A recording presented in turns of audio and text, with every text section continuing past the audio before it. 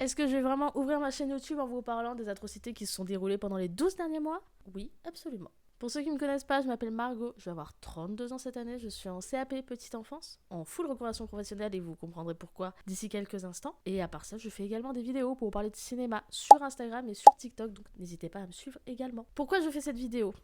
Pour plusieurs raisons. La première, c'est pour vous parler de burn-out professionnel et vous rappeler qu'on n'a pas à se faire traiter comme de la merde au taf. Qu'on mérite d'être respecté en tant qu'employé, mais aussi qu'en tant qu'être humain, parce que visiblement, certaines personnes ont oublié cette notion. Donc peu importe si quelqu'un vous sort la classique gna gna gna, c'est que du travail, ou t'es bien payé, alors estime-toi heureuse. J'ai envie de vous dire juste ta gueule. Et la deuxième raison, c'est pour vous dire believe, croire en vos rêves. Parce que je crois que là, actuellement, j'entame peut-être la meilleure période de ma vie. Et de très loin. Ça a le mérite d'être dit. Pas après, parce qu'après tous ces sauts de caca, ça fait du bien d'avoir un petit peu de bonheur. Et la troisième raison, elle est un petit peu plus personnelle. Que même si cette histoire est techniquement derrière moi, elle m'a profondément marquée. Et aussi bien psychologiquement que physiquement. Et j'ai beau me répéter que tout va bien et que je suis passée à autre chose, en fait, il y a toujours une petite partie de moi qui est en colère contre moi, mais aussi en colère contre ceux qui ont provoqué ça, en colère contre un système qui broie les gens.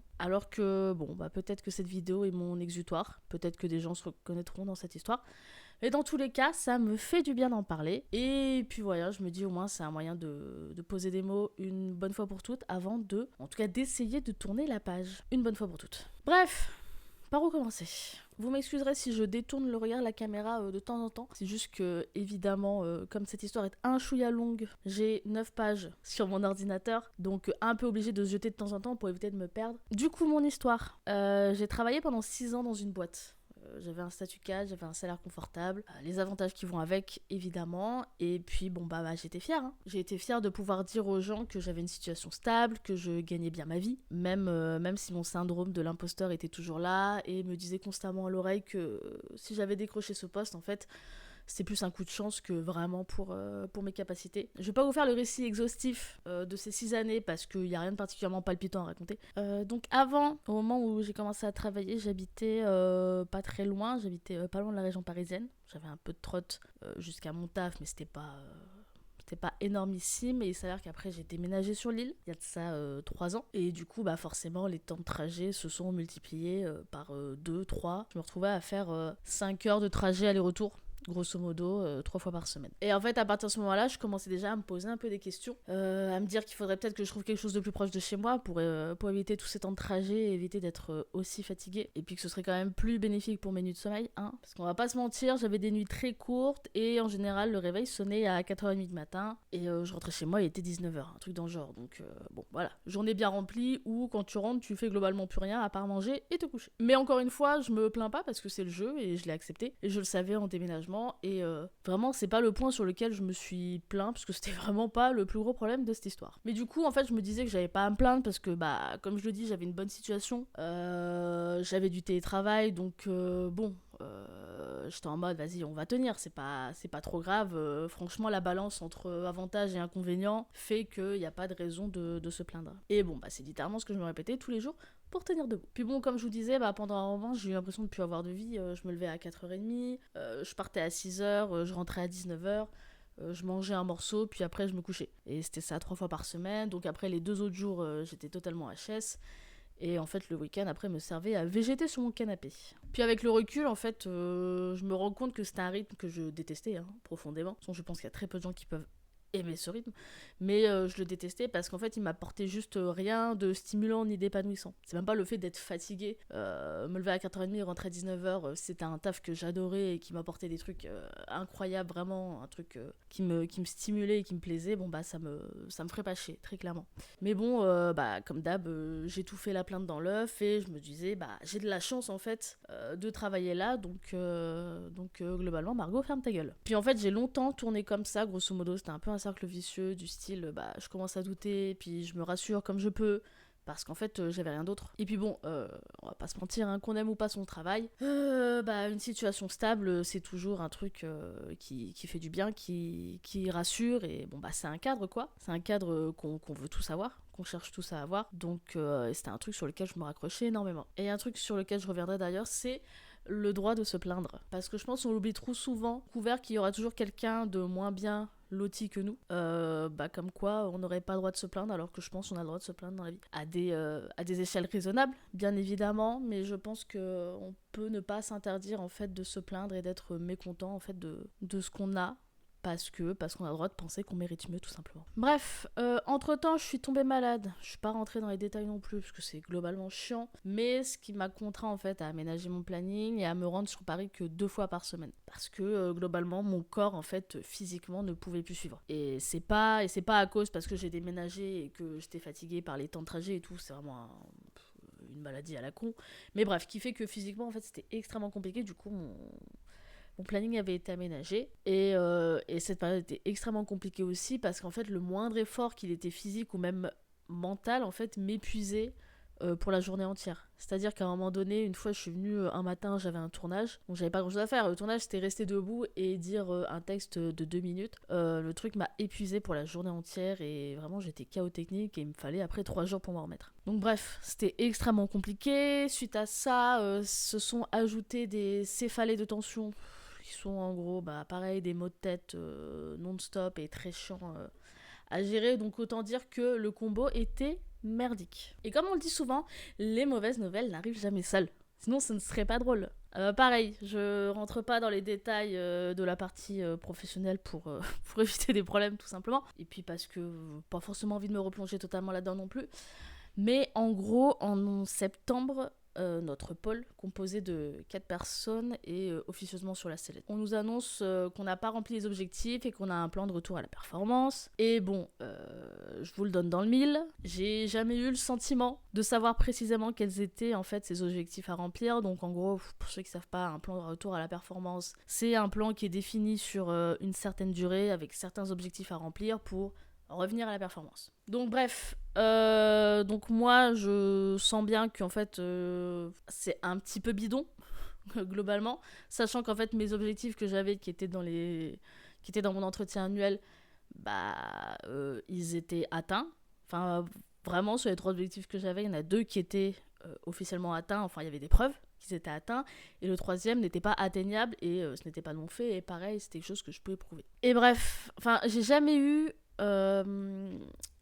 l'impression que ce plan de retour à la performance existait en fait de manière concrète et définie pour moi. C'est-à-dire que je n'ai pas perçu de description précise des éléments insuffisants qui nous étaient reprochés, pas d'objectifs clairs ni de moyens mis à disposition, donc en fait globalement du vent. Par contre, pour supprimer derrière totalement le télétravail, parce qu'évidemment ça justifiait la suppression du télétravail, et ils nous rajoutaient des réunions inutiles toutes les semaines, il y avait du monde au portillon. Puis alors attention, je n'ai rien contre la suppression du télétravail, je sais que c'est le jeu, c'était écrit dans le contrat que c'était à la discrétion de l'employeur. J'ai accepté puisque je l'ai signé, enfin je suis au courant, j'ai aucun problème avec le fait qu'on supprime du télétravail. Quand c'est justifié, là dans la situation actuelle, j'avais la sensation que ce n'était pas justifié, et au final je n'ai jamais eu de justification. Mais en fait au final c'est peut-être même pas vraiment ça le problème, c'est vraiment pas ça qui m'a cassé le plus les couilles, on va pas se mentir. C'est là où j'avais plus de mal, c'est qu'en fait à aucun moment j'ai eu le sentiment qu'on nous faisait comprendre qu'on était en fait sur une pente descendante. Ça me rend fou en fait. On n'a jamais eu d'avertissement, rien. Vous voyez, si on avait eu des réunions auparavant qui disaient que vous faites de la merde, donc réveillez-vous, ok, pas de souci. On fait tous des erreurs, on se plante tous. Il y a très certainement des moments où j'ai fait de la merde et il n'y a pas de souci. Mais en fait, à partir du moment où on te prend un petit peu par surprise comme ça, pour te dire, au fait, t'as fait de la merde, du coup, sanction, faut aller se faire en voilà, juste vraiment tout simplement dans la plus simple et bonne humeur, il faut aller se faire Bref, pas d'avertissement, j'avais toujours l'impression que ça allait, il y a des trucs ça allait pas forcément, mais globalement rien nous faisait comprendre que ça n'allait pas. 2 semaines avant, on avait l'entretien pour les augmentations, il y avait 0 problème, entretien annuel 0 problème, donc en fait d'où sortent ces putains de problèmes. C'est ça qui me rendait fou. On sent le traquenard arriver à des milliers de kilomètres, genre c'est même pas discret, c'est vraiment ce qui me rend fou. Et en fait, cette réunion a été un peu le début tout simplement le début de la fin, le début de la chute. Déjà que globalement, physiquement, je tenais pas tellement sur mes jambes. J'avoue que là, c'était un petit peu, vous savez, la petite tape dans le dos amicale. Voilà. Allez, t'es une grosse merde, Bon, t'aimes bien, mais bon, tu fais quand même de la merde, donc c'est ciao. Et bon, bah, et ce fut la cerise sur le gâteau, hein. Je sais pas pour vous, mais je sais que pour moi, il y a des moments et en fait des sensations qui restent gravées dans ma mémoire. Et bah, la sortie, lorsque je suis sortie de cette réunion, en fait, où on m'annonce qu'il y a un plan de retour à la performance, je pense que ce moment-là restera gravé dans ma tête pour toujours. Et surtout la sensation que j'ai eue. Et vraiment, je me souviens de chaque pas que je faisais qui pesait vraiment 3 tonnes. Chaque sensation qui a traversé mon corps. Et franchement, je le dis sans hésiter, c'est le pire jour de ma vie. Vraiment le pire jour de ma vie. Et de très loin. L'impression juste d'être bonne à rien. J'ai une chape de plomb qui me tombe sur les épaules. Et en même temps, c'est terrible parce qu'en gros, la salle de réunion était à l'autre bout de l'open space et du coup, nous, on était de l'autre côté. Donc je sors de cette salle et je dois retraverser tout l'open space qui est, comme son nom l'indique, ouvert. Et tu vois, tu essayes de rester un peu digne, entre guillemets. Et donc du coup, ouais, je traverse open space avec tous mes collègues autour et bah, j'essaie de faire bonne figure, de sourire en mode everything is fine. Et franchement, alors que franchement tout ce que je voulais c'était juste m'effondrer sur place, me liquéfier et me faire absorber par la moquette de l'open space. Voilà, c'est tout ce que je rêvais. Et en fait, je suis arrivée, j'ai pris mes affaires et en fait, je suis partie. Je suis partie plus tôt parce que je pouvais pas rester là, j'arrivais pas. Je me disais, c'est pas possible. Enfin, si je reste là, je deviens fou ou je me jette par la fenêtre. Vraiment. Et je me souviens à peine au moment où j'ai franchi la porte, hein, où j'étais dans la rue, je me suis juste effondrée. Enfin, je me suis totalement écroulée dans la rue. J'ai pleuré toutes les larmes de mon corps. Pourtant, Dieu sait que je suis pas quelqu'un qui pleure facilement. Quand je dois chialer, je le fais devant les films et hop, c'est très bien. Mais sinon, ouais, dans la rue, je me mettais à chialer jusqu'à ce que je prenne le métro. Je chialais dans le métro, je chialais dans les couloirs de métro et dans le train, je chialais encore. J'avais autant chialé de ma vie. Et puis bon, je tiens à préciser parce que oui, j'ai toujours l'impression que je dois légitimer ma souffrance, c'est insupportable, mais que j'ai aucun problème à ce qu'on me dise que j'ai fait de la merde. C'est normal, c'est le taf, on fait tous de la merde au taf, ça arrive à tout le monde, mais en fait ce qui me révolte profondément, c'est en fait que ça sort de nulle part. C'est ça qui me rend fou. Comme je disais, tu fais pas un entretien annuel 2 semaines avant pour dire que tout va bien, que 2 semaines après on te dise que c'est ta faute si l'entreprise est en train de couler. Je trouvais ça juste en fait totalement insensé et même avec le recul, enfin sur le moment je trouvais ça totalement insensé et même avec le recul en y repensant, en ayant écrit tout mon pavé pour en parler, je me dis que c'est toujours aussi insensé. Vraiment, c'est vraiment, je crois, la plus grosse incompréhension de ma vie. Et du coup, bah forcément, je me retrouve dans une période de remise en question d'une complexité absolue, forcément. Ça peut pas ne pas laisser de séquelles. Le management qui était déjà borderline depuis un moment devient juste toxique, épuisant et éreintant. J'ai l'impression d'avoir désormais une épée de Damoclès au-dessus de la tête et qui est juste prête à tomber au moindre faux pas. Et du coup, t'as l'impression, je sais pas si c'est mon impression à moi ou si c'était comme ça, mais que du coup, tout semblait conçu en fait pour nous piéger. Même quand on essaie de nous faire croire le contraire. Et du coup, t'as quelque chose qui se met insidieusement en place. Et c'est un truc que tu peux rien y faire. T'es totalement... c'est hors de ton contrôle à toi. Et tu peux juste le subir. Et du coup, je me retrouve totalement désemparée. Et en fait, petit à petit, en fait, mon corps commence à parler à ma place. Il est très fort pour ça, d'ailleurs. Et en fait, voilà, c'est des petits trucs qui se mettent en face petit à petit. Mais ça commence par exemple par le ventre qui se contracte dans le train en direction du bureau. Puis arrivent les crises de larmes juste incontrôlables avant d'aller taffer. J'ai une angoisse qui se développe et qui vraiment me bouffe de l'intérieur. Je suis globalement une personne un peu stressée et angoissée de base par plein de choses de la vie, que ce soit rationnel ou pas.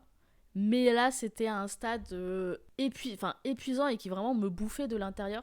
J'avais le cœur qui s'emballait, j'avais des palpitations, j'avais l'impression que mon cœur allait sortir de ma poitrine et que j'allais juste m'écrouler avant de pouvoir rentrer dans l'open space. J'avais la peur de croiser des gens.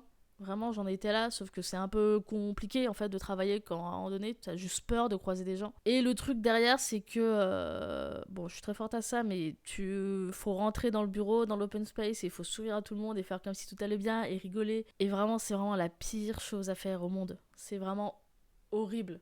C'est déjà que de base j'étais épuisée, mais faire ça en plus, devoir jouer ce double jeu, vraiment c'était le truc pour m'anéantir totalement. Je vais vous raconter quelque chose qui s'est passé et qui ne me met pas forcément en valeur, mais bon, on n'est plus à ça près ici. J'ai eu mes règles plus tôt que prévu, évidemment. Au vu de ce qui se passait au niveau du stress qui venait de me tomber dessus, c'était sûr, évident que j'allais avoir mes règles à l'avance, donc j'étais pas étonnée. Et en fait, c'était un vendredi, et sur l'échelle des trucs dont je vais me souvenir toute ma vie, celui-là aussi, il est pas mal. On était un vendredi, et je bossais de chez moi, et en me réveillant, mon premier réflexe a été d'ouvrir Slack, une messagerie que beaucoup d'entreprises utilisent. Du coup, j'ouvre Slack, j'ouvre Slack pour voir si j'ai une notification. Vraiment, ça devenait mon premier réflexe. Et il s'avère, j'en ai fait effectivement une de mon manager pour un problème mineur, mais un problème mineur dans un autre contexte, mais dans ce contexte-là, fait que ça pouvait être un problème majeur qui pourrait être retenu contre moi et donc du coup potentiellement un motif de sanction. Donc en fait je me lève en trombe et en fait je réalise que je suis trempée de sang. Let's go. Je suis trempée de sang et quand je dis trempée de sang, c'est-à-dire qu'en 17 ans de règles, c'est la première fois que je voyais ça. C'est la première fois que je voyais ça.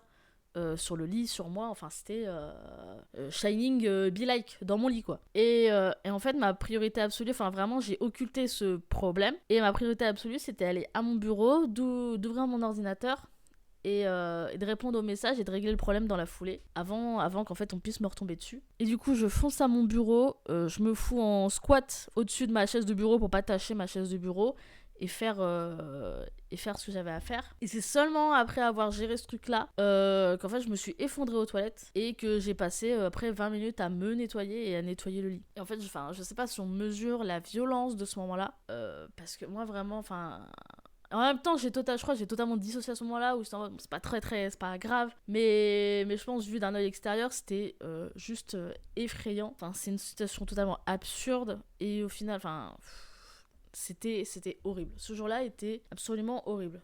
Pareil, dans mon top 3 des pires jours de ma vie. Et puis en fait, rapidement, ça dégringole encore plus vite et encore plus fort. Je dors de moins en moins. Le peu que je dors, je dois me réveiller toutes les 2 ou 3 heures pour vérifier instinctivement mon téléphone pour voir si j'ai pas une notification du taf, alors qu'il est 3h ou 4h du matin un samedi par exemple. Donc ça n'a absolument aucun sens. Et puis je mange de moins en moins bien et de moins en moins tout court parce que j'ai pas l'énergie de me faire à manger. Je bosse chez moi jusqu'à des heures indues à vérifier et à revérifier en boucle que tout est ok avant de fermer mon ordinateur parce qu'on sait jamais, parce que j'ai pas envie de me faire réprimander. Et en fait je vis juste dans une terreur permanente tous les jours du lundi au dimanche. C'est même pas du lundi au vendredi là où je taffe, c'est vraiment du lundi au dimanche. Parce que je me dis, à tout moment, le week-end, on peut me réprimander pour un truc, quoi. Et en fait, je crois le dernier moment qui a... Enfin, même pas, je crois, je suis sûre. Le dernier moment qui a tout fait basculer, en fait, c'est d'avoir osé en parler à mon manager. Vous voyez, ce genre de truc, en général, quand j'ai des problèmes, c'est pas moi qui vais aller me plaindre. Je garde ça de mon côté et puis basta. J'aime pas la confrontation, mais bon, je me dis vas-y, let's go. Avec un collègue, on parle de notre mal-être, de tout ce que cette situation en fait avait entraîné tout simplement. Et voilà, je rentre pas dans les détails, mais je fais comprendre que cette situation-là n'est pas normale, que ce qui est en train de nous arriver psychologiquement derrière, les conséquences que ça a, c'est pas normal et qu'il faut trouver une solution. Et que vous vous doutez bien que c'est rentré par une oreille, c'est sorti par l'autre. Hein. De toute façon, on n'attendait pas mieux de cette personne. Mais bon, de toute manière, je suis quand même, à la fin, je suis quand même un peu désemparée par la situation parce que je suis là et je me dis, en fait, il n'y a pas de solution. C'est quoi la solution à cette histoire ? Parce que oui, vous vous doutez bien, les ruptures conventionnelles, c'est compliqué, hein. Sinon, ce serait trop simple. Démissionner, pas possible. Je peux pas faire ça, je suis pas dans une situation où je peux me le permettre, donc il reste plus beaucoup d'options. Du coup, début octobre, je me décide enfin à aller voir un médecin. Mon médecin me fait passer des tests, me pose des questions et en fait me dit de but en blanc, vous faites un épisode dépressif. Tout simplement. Et au fond de moi, je le savais, hein, en soi, c'était pas non plus... je voyais bien dans l'état dans lequel j'étais, mais bon, ça fait toujours un peu mal quand on vous le dit, en fait... quand on se le prend de pleine face comme ça. C'est toujours un peu violent en fait de mettre des mots là-dessus. Donc bref, me voilà sous antidépresseurs et anxiolytiques. Un plaisir, vraiment un plaisir. Les premières semaines sont évidemment horribles. Et du coup oui, donc je suis en arrêt maladie. D'abord pour 2 semaines, puis après je dois retourner voir le médecin régulièrement. De toute façon je dois être suivie pour la prise d'antidépresseurs et d'anxiolytiques. Donc les premières semaines sont extrêmement difficiles. Je dors mal, je mange plus du tout. Vraiment. Je ne mange plus du tout ou seulement quand on me prépare à manger. Quand on me prépare à manger et qu'on me met l'assiette devant le faciès, je mange parce que j'ai faim. Mais sinon, en dehors de ça, en fait, je ne me fais pas à manger. Parce que je n'ai pas envie, parce que cuisiner me demande une énergie folle. Prendre soin de moi prend une énergie folle. Prendre une douche demande une énergie folle aussi. Vraiment, c'est des trucs que j'ai découverts. Bref, tout devient compliqué. Chaque mouvement devient compliqué, chaque action devient compliquée. Même ne rien faire est compliqué. Enfin, c'est vraiment extrêmement particulier comme état d'esprit. Et en fait, je suis en arrêt maladie, donc je suis censée décrocher. Le principe de l'arrêt maladie. Et pourtant, en fait, j'arrive pas. Je continue à surveiller Slack. Je continue à surveiller mes mails chaque jour. Et en fait, c'est vraiment un cercle, c'est une boucle infernale dans laquelle je suis coincée. C'est-à-dire que l'arrêt maladie est censé m'aider à décrocher du taf, en fait, essayer de mettre ça un peu de côté. Et je n'y arrive pas parce que je continue à les vérifier. Et je continue à être dans cette boucle de travail et être reliée au travail, qui fait qu'en fait, l'arrêt maladie qui est censé m'aider à me reposer, en fait, ne me repose pas du tout. Et en fait, je me rends compte que je suis extrêmement triste pour plein de raisons, mais en fait, je suis extrêmement triste d'en être arrivée là. Et je suis en colère parce que j'ai donné énormément pour ce travail, parce que c'est un travail que j'aimais malgré tout, et que, enfin voilà, j'ai mis de l'énergie, j'ai mis du cœur parce que j'y croyais, parce que j'aimais aller taffer. Si j'aimais pas mon taf, j'aurais pas déménagé dans le nord de la France et me taper 5 heures de trajet, aller-retour 3 fois par semaine. Vraiment. J'aimais profondément mon travail, j'aimais profondément les gens avec qui je travaillais, même si tout n'était pas rose tout le temps, mais j'aimais cette ambiance, tout était trop chouette. Et en fait, j'ai juste l'impression qu'en retour, on m'a juste craché à la gueule. Et en fait, je me rends compte, enfin, je le savais, c'est pas non plus, c'est pas la breaking news du siècle, mais qu'on est dans un monde égoïste et capitaliste, évidemment. Et que je suis qu'une employée qui est remplaçable. Et que voilà, je suis juste une employée qui a fini en dépression. Et c'est pas si grave parce qu'il y aura forcément quelqu'un d'autre pour la remplacer. Et effectivement, ce fut le cas. Et je fus remplacée très rapidement. Ça y a pas de souci. Hein. Pour gérer la santé mentale de ces employés, y a personne. Mais alors pour remplacer les employés, ça va très très vite. Et en fait, j'assiste à tout ça de loin. Dépitée, hein, vraiment, il n'y a pas dépitée, malheureuse, il n'y a vraiment pas d'autre mot. Et j'ai vraiment une grosse et longue phase où je suis au fond du trou. Mais bon, comme toujours, faut avancer, en fait, il n'y a pas le choix. C'est bien de rester au fond du trou, mais bon, ça fait pas avancer le schmilblick. Et donc du coup, je me dis qu'il faut que j'avance, donc je tente des trucs. Je trouve une psychologue du travail qui m'aide à mettre des mots un peu sur ce que je ressens.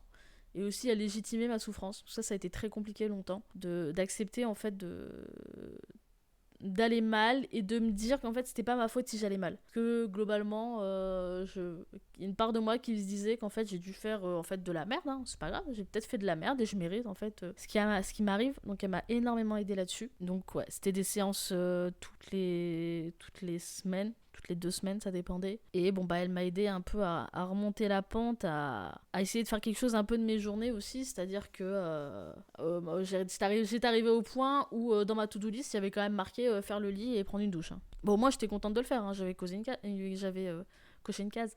Mais on était là. Donc vraiment, on revient de très très loin. Je me mets à consulter également une psychiatre. Pour le suivi, pour les médicaments, tout ça.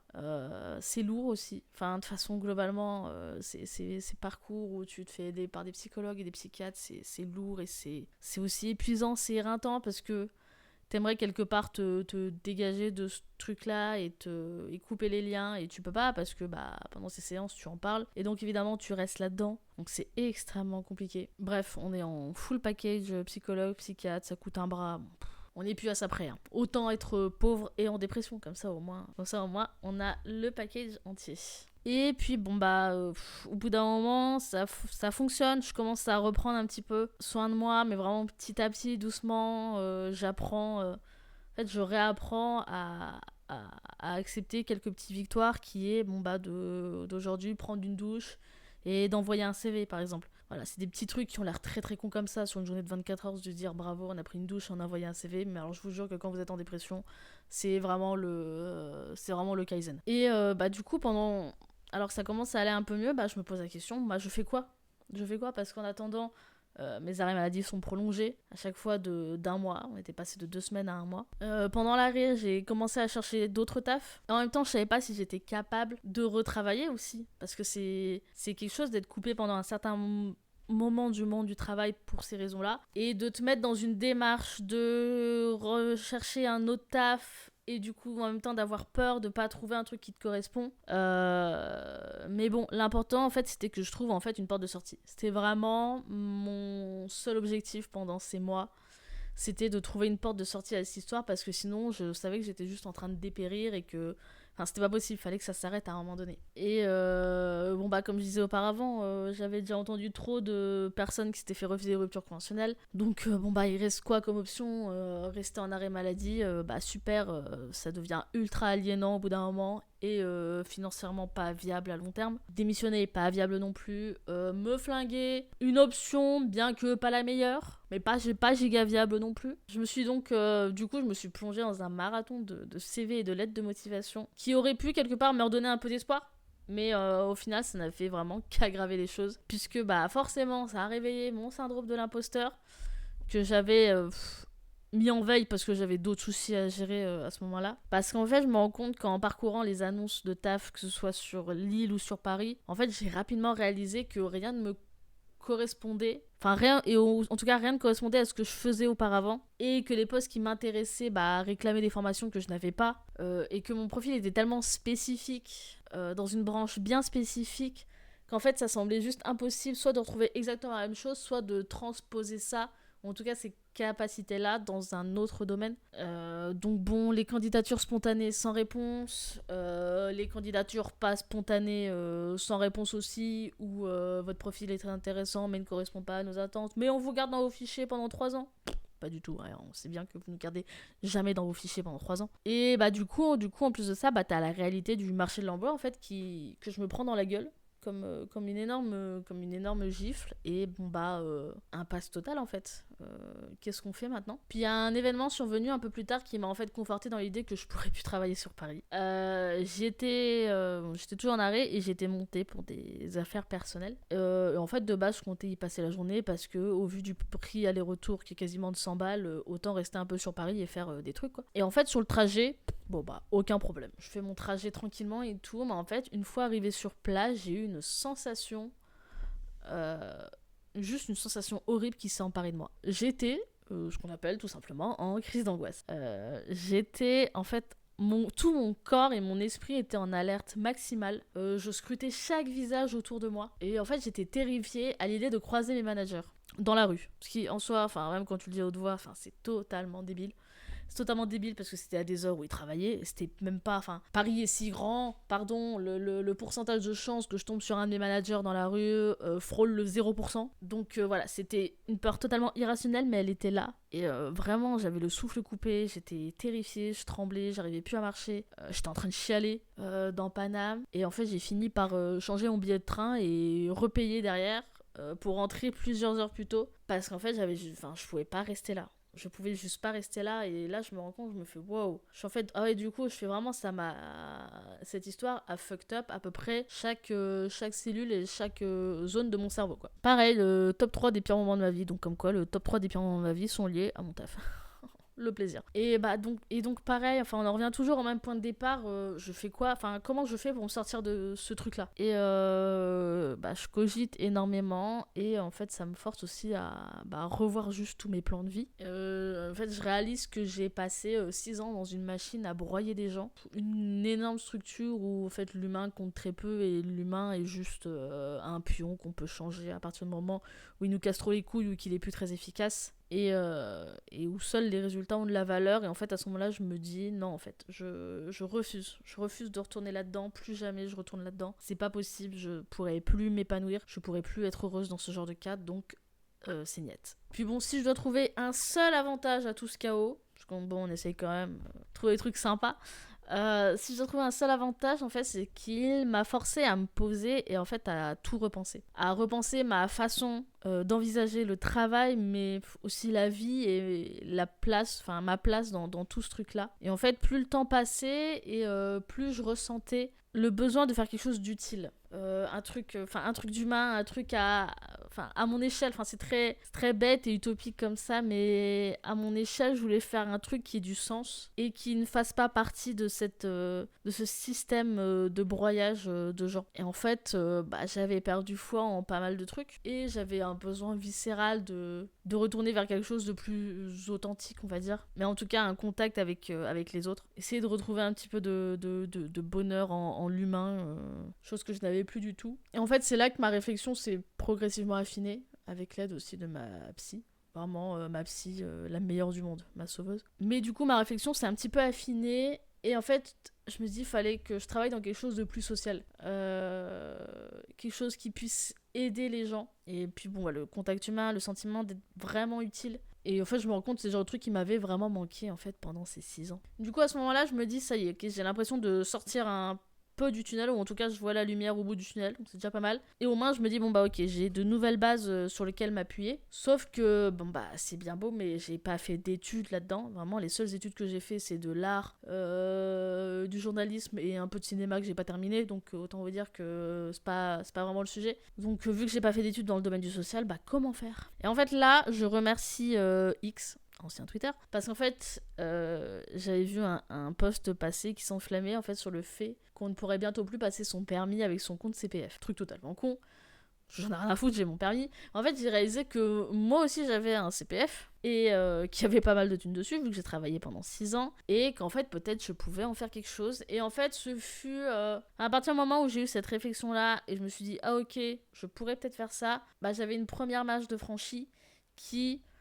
C'est un truc tout con, à partir du moment où t'arrives à avoir la première impulsion, derrière ça suit forcément un peu plus. Bon, c'est très très lent et très très fatigant toujours, parce qu'on sort pas de la dépression du jour au lendemain. Mais voilà, j'avais une sorte de première marche franchie et j'étais contente, et au moins ça m'a mise dans une nouvelle dynamique de let's go quoi, je vais me sortir de ce trou à merde, je vais me bouger le cul et on va trouver un truc, on va trouver une solution quoi. Et puis après la suite, je suis pas quelqu'un...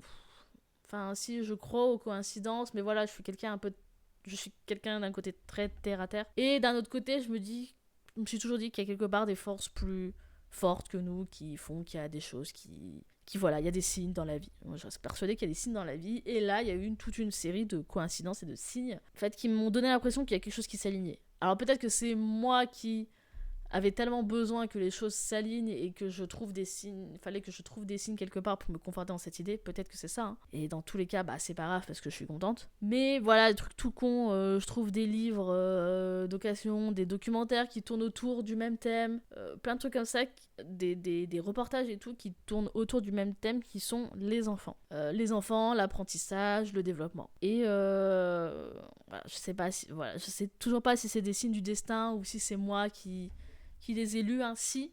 Mais du coup, j'ai commencé à creuser le sujet. Je me suis dit, pourquoi pas. Et du coup, à explorer ce que ça impliquait vraiment. Parce que, c'est bien sympa, mais bon, on fait quoi avec tout ça après? Comment bosser avec des enfants, sachant que j'avais pas le BAFA ni rien, enfin, voilà. Et un des plus grands soulagements de ma vie, ça a été de découvrir qu'il était possible de financer un CAP AEPE, accompagnement ancien CAP petite enfance, et bref, finançable avec le compte CPF. Et du coup là je me dis, attendez, est-ce que j'ai vraiment trouvé le bout du tunnel là, le vrai bout du tunnel? Bon après pas tout à fait, parce que en fait donc j'étais toujours en arrêt maladie. Et en fait, j'étais toujours liée à ma boîte, toujours liée à cette boîte-là. Donc, quelque part, j'avais toujours tous mes problèmes qui étaient liés à ça. Parce que vous vous doutez bien que même en arrêt maladie pendant 3 mois, j'ai continué à regarder Slack et les mails. Évidemment, on ne change pas une équipe qui gagne. Mais, enfin, du coup, voilà, je suis au bout de ma vie, je suis épuisée par cette situation. Et en même temps, je vois que j'ai une porte de sortie. Je sais pas comment en fait, aller vers cette porte de sortie. Et du coup en fait je tente le tout pour le tout, et en fait en envoyant ma 3e prolongation d'arrêt maladie, je dis de but en blanc, même avant de l'envoyer, vraiment la veille de l'envoyer je crois, j'envoie un mail à la DRH en disant écoute, demain je vais t'envoyer ma 3e prolongation d'arrêt maladie, stop, entre nous, je vais pas revenir et je suis épuisée, alors est-ce qu'on peut trouver une solution? Et enfin, donnez-moi, Vraiment, j'étais prête à supplier en mode donnez-moi ma rupture conventionnelle, je vous en supplie. Et voilà, et je lui dis que je suis à bout, j'ai besoin de sortir maintenant. Et voilà, dans la tête, c'est vraiment juste je veux partir vite, s'il vous plaît. Et en fait, peu après, je me retrouve en réunion avec la RH et j'obtiens ma rupture conventionnelle. C'est un appel qui a duré une demi-heure où je lui ai raconté plein de trucs. Et une fois l'appel terminé, je m'effondre sur mon bureau. Vraiment, je pleure toutes les larmes de mon corps. Parce qu'il faut savoir que pendant toute la période où je suis chez moi en arrêt maladie et que je suis au bout du trou, en fait, je ne pleure jamais. Parce que comme je vous disais avant, je suis pas quelqu'un qui pleure facilement. Je retiens énormément. Même pendant les séances de psy et tout, je me retenais de pas pleurer et tout. Non, faut pas pleurer, pas faible, stop. Et en fait, après, cet appel est terminé et que je sais que j'aurai la rupture conventionnelle, je me mets juste à chialer, mais toutes les larmes de mon corps. Je me suis déversée comme jamais. Et en fait, ça y est, j'ai l'impression que tout le poids qui était sur mes épaules disparaît enfin. Et que, vraiment là, je m'assois, je suis assise et tout dans mon ordinateur fermé. Et je me dis, putain, ça y est, c'est fini en fait. C'est enfin fini. Après tant de galères, tant d'angoisse et de crises d'angoisse et de tout ce que vous voulez, de maudire le monde entier, ça y est, c'est enfin terminé. Mais après, je me dis, ok, tout est fini, très bien. Bon, après, il y a encore les formalités à la con et tout. Je suis dispensée de préavis parce que moi, je dis très clairement, en fait, je reviens pas dans la boîte. Il y a hors de question que je recroise mon manager. Sinon, je fais un meurtre, ce qui ne m'arrangerait pas de partir en prison. Mais du coup, je me dis, faut penser à l'après. Et puis aussi, est-ce que je veux vraiment faire ce CAP ? Parce qu'en fait, quelque part, je me dis quand même, j'ai envie de le faire. Et en même temps, est-ce que c'est pas ma solution pour... est-ce que c'est pas juste une solution pour sortir de ma boîte ? Est-ce que je veux vraiment m'impliquer là-dedans ? Est-ce que j'aime vraiment ça ? Est-ce que je comprends ce que ça implique, etc. Est-ce que ça implique de reprendre des études pendant un peu plus d'un an, de passer des examens, des oraux, de faire des stages. C'est tout un processus. Et c'est tout un processus long, extrêmement galvanisant, certes. Mais c'est un processus long, c'est un processus que je fais alors que je vais avoir 32 ans cette année. C'est retourner à des débuts, donc c'est aussi, ça reste quand même très effrayant. Et c'est un processus long et exigeant. Et en fait, voilà, maintenant que je sais que j'ai ma rupture conventionnelle, je me plonge dans la lecture, je lis, je regarde des trucs. J'épluche toutes les modalités possibles et imaginables jusqu'aux petites lignes, je les relis 10 fois, 15 fois, 20 fois pour bien les comprendre. Et en fait, cette fois, je suis certaine et je me dis c'est vers ça que je veux aller. Je veux travailler avec des enfants, que ce soit en crèche ou en école maternelle. Je veux les accompagner, je veux éveiller leur curiosité, je veux les traiter comme des êtres humains à part entière. C'est très con à dire, mais oui, les enfants qui sont là, c'est le futur. C'est le futur. Et on est dans une société où les gens sont tellement pourris jusqu'à l'os. J'ai pu le voir dans mon taf, mais ça se voit ailleurs aussi. Et tellement de choses, de gens, de façons de penser horribles que j'ai envie, en fait, à mon échelle, de pouvoir contribuer à essayer d'aider à ce que des enfants deviennent des bonnes personnes plus tard. Voilà, tout simplement. C'est actuellement mon rêve. Mais aussi être là pour les familles, pour les soutenir, pour les écouter. En fait, je veux pouvoir en fait compter pour quelqu'un, tout simplement. Hein. C'est très égoïste, mais voilà. Je veux essayer d'avoir un peu d'importance dans ce que je fais et de le faire bien. Je veux être utile, tout simplement. Et du coup, comme si les planètes s'alignaient, encore une nouvelle fois, fun fact très drôle, en fait, ma formation démarrait juste le jour où mon contrat se terminait. Donc, comme quoi, je me suis dit, en fait, c'était le meilleur signe du monde. C'était juste le signe qu'il me fallait pour me faire comprendre que de toute manière, c'était la bonne décision à prendre. Et du coup, maintenant, comment ça va ? Ça, c'est la vraie question à se poser. Tout n'est pas parfait. Mais je dirais que ça va mieux. Je continue à consulter parce que ça me fait du bien d'avoir un cadre et un suivi aussi bien psychologique que médical. Du coup, depuis le 11 février, j'ai commencé ma formation CAP AEPE au CNED, donc à distance. Ce qui veut dire que je suis très souvent chez moi, alors j'essaye de me faire des plannings et qui me permettent de sortir, de bouger, de pas tourner en rond entre quatre murs, sinon je deviendrais fou. C'est un nouveau rythme à apprivoiser. Hein, on va pas se mentir, mais je m'y fais plutôt bien. Puis je me suis dit qu'après tout le gros tas de caca qui m'était arrivé, c'était aussi l'occasion de reprendre des habitudes et de bonnes habitudes. J'écris beaucoup. J'écris quotidiennement sur ce que je fais, sur ce que je ressens. Ça me fait énormément du bien. J'essaye de reprendre le sport. Compliqué, mais on essaye. Je prends soin de moi. Je prends soin de moi. Les habitudes reviennent petit à petit. Et puis comme d'hab, il y a des jours avec, il y a des jours sans, il y a des jours où tout va bien, il y a des jours où je vais douter parce que c'est comme ça. Et puis puis entre nous, il y a des jours où ça va pas aussi parce qu'en fait tout ce qui s'est passé là, même si c'est derrière moi, c'est toujours là, ça s'est passé il y a pas si longtemps que ça. Et ça a encore des répercussions et ça joue encore énormément sur mon moral et sur ma façon de penser et d'appréhender les choses. Du coup, en faisant cette vidéo, je me dis que j'espère un peu laisser enfin tout ça derrière moi et pouvoir tourner la page, passer à autre chose. Et aussi me concentrer sur l'après, parce qu'il y a plein de trucs trop chouettes qui arrivent. Au moment où j'avais écrit tout mon petit story time là, c'était il y a quelques semaines, j'étais encore en pleine recherche de stage en crèche et en maternelle, parce qu'en gros quand on fait le CAP AEPE, il faut grosso modo 7 semaines de stage, dont 3 semaines en crèche, puis après le reste en école maternelle ou en accueil de mineurs, etc. Mais donc du coup, entre-temps, j'ai trouvé un stage en crèche que je vais commencer début avril. Et j'ai des rendez-vous pour faire des stages en école maternelle à la rentrée. Donc c'est trop chouette en fait. C'est juste trop cool. Parce que ça concrétise forcément quelque chose. En fait, je me suis rendu compte qu'à l'approche du stage, parce qu'au moment où je tourne là, concrètement, je commence mon stage dans 2 semaines. En fait, je me rends compte que je me rends compte que j'ai plein de choses qui sont en train de remonter et qui sont pas forcément cool, hein, évidemment, puisque c'est toujours lié à mon taf. Comme quoi, même quand on veut passer à autre chose, ça reste toujours dans un coin de la tête. Comme vous avez compris, mon corps et mon mental ont encaissé énormément ces derniers mois. Et en fait, je sais pas, si je sais, mais je sens que mon corps est en train d'activer plein de petites alertes. Parce qu'en fait, commencer un stage, ça veut dire retourner en entreprise, déjà. Bon, c'est certes une entreprise beaucoup plus petite, hein.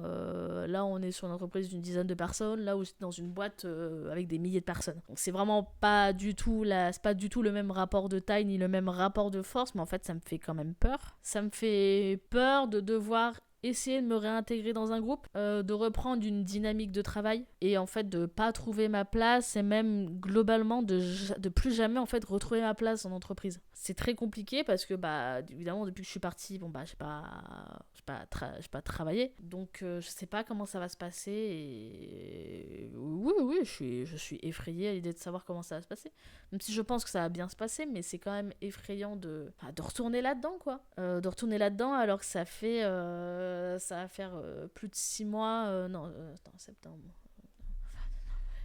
Ouais, ça va faire 6 mois que je suis chez moi en fait, et que certes j'ai une vie sociale, mais je côtoie pas, on va dire, un cercle professionnel. Puis quelque part c'est aussi avoir peur de retomber de nouveau sur de mauvaises personnes, c'est d'avoir peur de mal faire, tout simplement. Même si je sais que je suis en stage et que qui dit stagiaire dit forcément quelqu'un qui apprend, enfin, c'est juste la logique des choses, en fait ça me terrifie quand même de me retrouver dans cette position où en fait je pourrais faire de la merde et du coup tous ces trucs là réactivent tout ce qui s'est passé auparavant dont je vous ai parlé, donc c'est compliqué à gérer. Vraiment, on va pas se mentir. Du coup, ça fait énormément de choses à process. Et pour l'instant, j'arrive pas forcément à les process.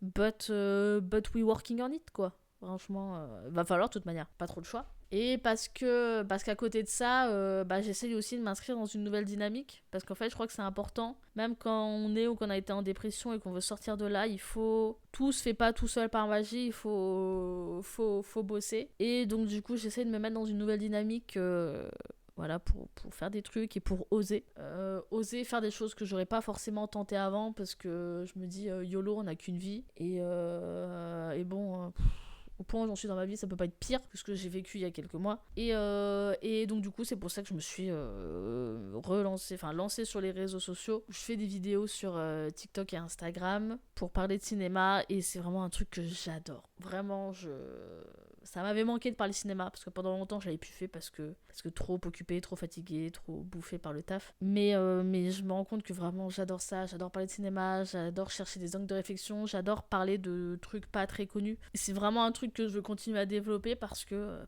j'adore ça. Et parce que quelque part ça me repousse un peu dans mes retranchements, et ça me permet un peu de me battre contre cette image de moi que j'arrive pas encore à aimer et à apprivoiser. Déjà de base, j'arrivais pas à l'aimer, à l'apprivoiser, mais après tout ce qui s'est passé, c'était encore plus compliqué. Donc voilà, ça me permet de travailler là-dessus. Même cette vidéo-là me permet de travailler là-dessus. J'ai même créé mon auto-entreprise du jour au lendemain. Je pensais jamais faire ça de ma vie. Parce que j'ai reçu un contrat trop cool en lien avec le cinéma. Et j'en parlerai sur mes réseaux quand ce sera sorti, mais je crois franchement c'est certainement la plus belle revanche que j'ai pu avoir sur mon ancien taf. Et ça franchement, ça vaut tout l'or du monde. Vraiment. Bref, on en arrive à la conclusion, enfin.